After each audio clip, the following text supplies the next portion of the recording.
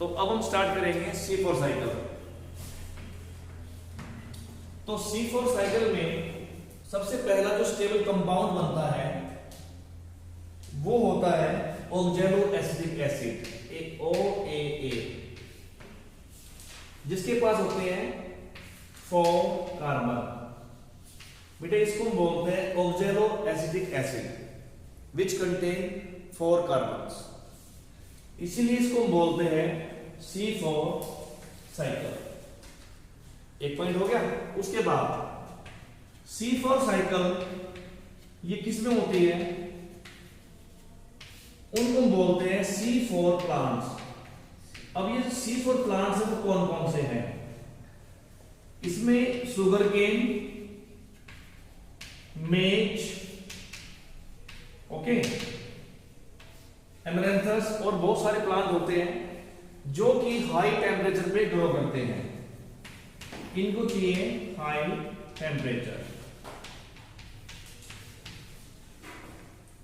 तो इनको बोलते हैं C4 प्लांट। C4 प्लांट के अगर आप लीफ की एनाटॉमी देखेंगे तो उसके अंदर आपको 2 तरह का क्लोरोप्लास्ट नजर आएगा। उसको हम बोलते हैं बच्चों डाइमॉर्फिक क्लोरोप्लास्ट। उसको बोलेंगे डाइमॉर्फिक क्लोरोप्लास्ट।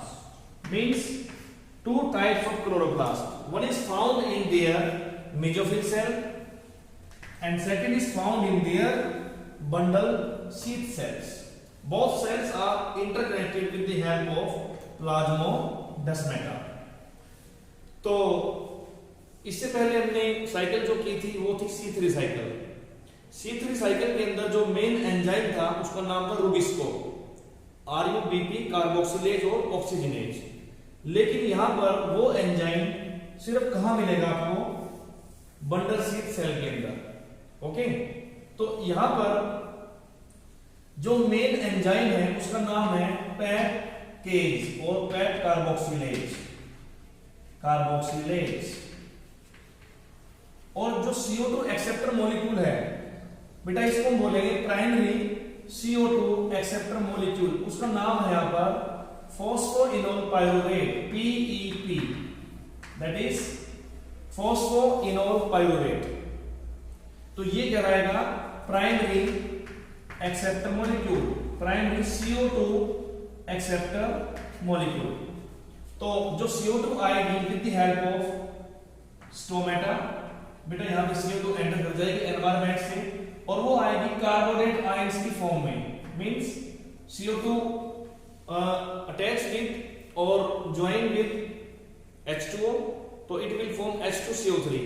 तो H2CO3 जब होता है वो होता है अनस्टेबल कंपाउंड, वो ब्रेक हो जाएगा तो उससे क्या बनेंगे, कार्बोनेट आयंस बनेंगे।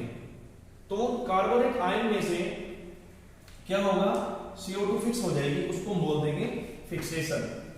और आफ्टर फिक्सेशन जो सबसे पहला कंपाउंड बनेगा, पहला स्टेबल कंपाउंड बेटे वो बनेगा ऑक्सैलो एसिटिक एसिड, ओके, जिसके पास होते हैं 4 कार्बन और इसीलिए इसका हमने नाम रख दिया C4 साइकिल।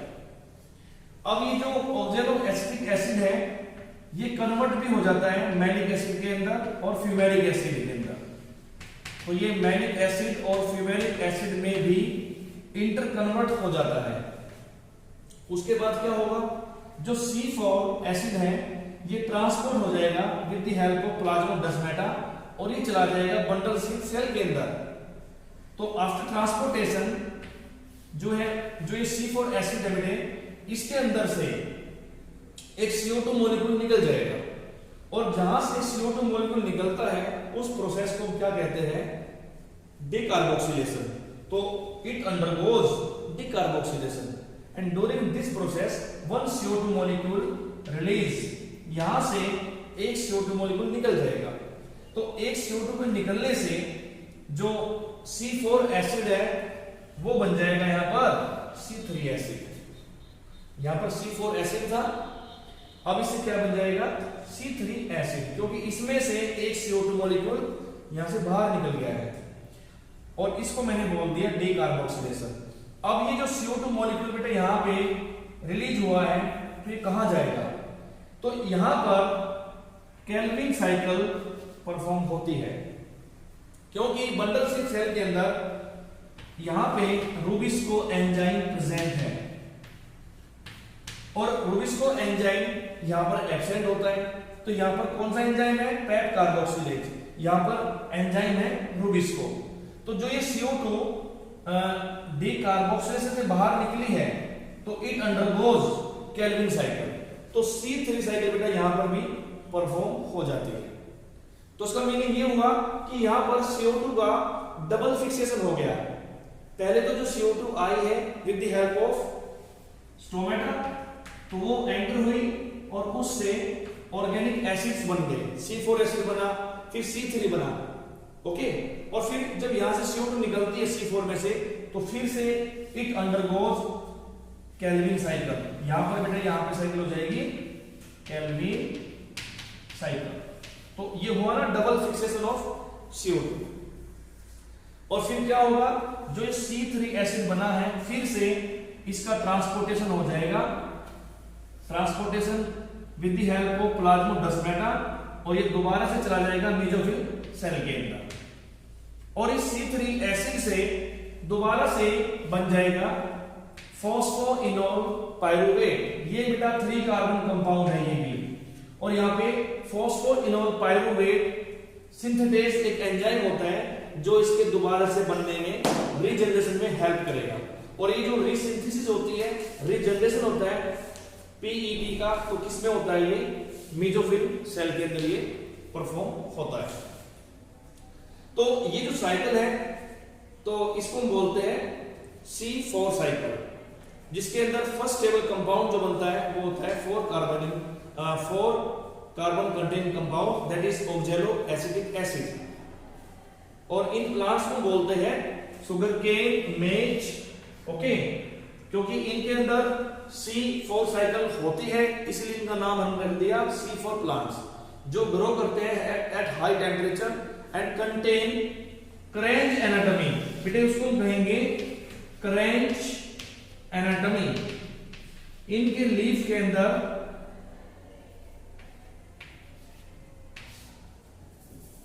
क्रेंच एनाटॉमी,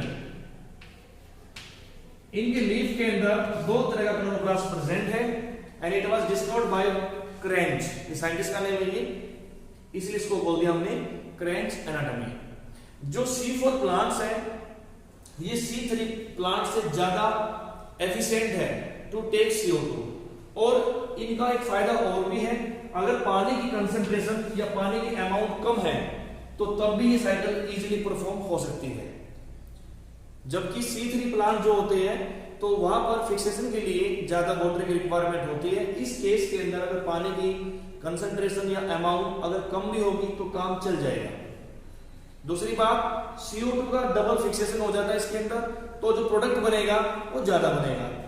जैसे गन्ने के अंदर, मक्का के अंदर आप लोग देखते हो कि फूड की जो अमाउंट होती है बहुत शुगर बनता है इसके अंदर, शुगर केन के अंदर। उसके बाद जो PET कार्बोक्सिलेज एंजाइम है, इसकी भी CO2 से बाइंड करने की जो बाइंडिंग कैपेसिटी है वो कहीं ज्यादा है। तो ये एंजाइम भी एफिशिएंट ज्यादा है रूबिस्को से। तो C4 साइकिल को हम लोग बोल सकते हैं hatch and slag pathway, because it was discovered bye hatch and slag. तो उसको मैंने नाम दे दिया हैच स्लैग पाथवे। एक बात और, इसके अंदर जो CO2 है सिर्फ वो इस सेल में से पास हो सकती है, जिसका नाम होता है मेसोफिल सेल। लेकिन बंडल जो सेल होती है वो होती है इम्प्रेमेबल टू CO2। अब इसके हम लास्ट में आते हैं, नेट गेन हम बात करेंगे या बैलेंस शीट की बात करेंगे।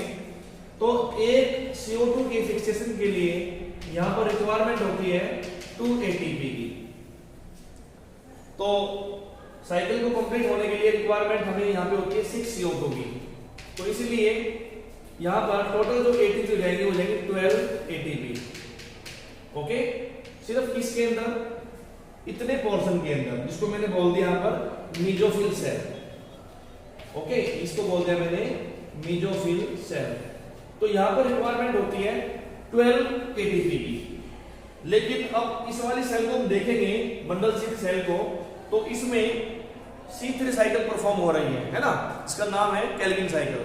तो यहां पर हमने क्या पढ़ा था कि 18 एटीपी यहां पर रिक्वायरमेंट होती है 18 की, तो यहां पर ये हो जाएगा टोटल 30 एटीपी। ओके, और नो नेट गेन और लॉस ऑफ NADPH। ओके, तो कई जगह पे ये पॉइंट दिया हुआ है, लेकिन अगर हम बात करते हैं C3 साइकिल की और केल्विन साइकिल की, तो इस साइकिल के अंदर बच्चों 12 NADPH की रिक्वायरमेंट होती है। तो ये तीन बातें हमें याद रखनी है कि इनमें लिटिल और फोटो रेस्पिरेशन बहुत लिटिल होता है या ना के बराबर होता है। दूसरी बात, NADPH बनेंगे तो 12 बनेंगे, अदरवाइज यहां पे लिखेंगे हम इस क्वेश्चन के अंदर कि नो नेट गेन और loss of NADPH। Total ATP का अगर आ जाए क्वेश्चन तो 30 ATP इसमें रिक्वायरमेंट होती है। वाटर का इसके अंदर बात करें रिक्वायरमेंट की तो बहुत कम होती है, और CO2 is not a limiting factor. यहां पे लिखेंगे हम लोग CO2 not limiting factor, not limiting